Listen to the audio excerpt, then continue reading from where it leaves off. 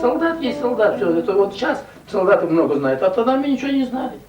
Положили, лежать, знаешь, лежать.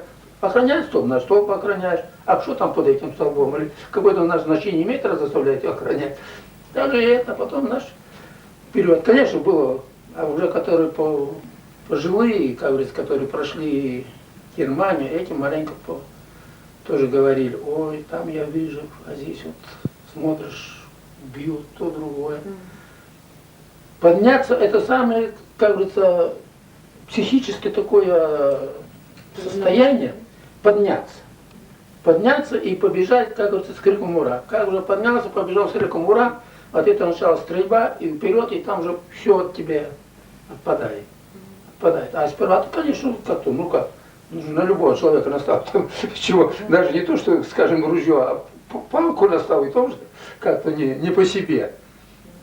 А потом же, конечно, день-два, когда пришло, тут уже совсем смело стали, уже, как говорится, маленько по нам постреляли, мы уже понастреляли, уже, как говорится, вроде пороху понюхали, и вперед, какая маленько так, как говорится, нас приостановит, а тут сразу, почему что тут моментом, я сейчас удивляюсь, что в Чечне как это, так, а тут моментом и самолеты, и катюши подлетели, как сыпанули, что, кажется, не давали им закрепиться.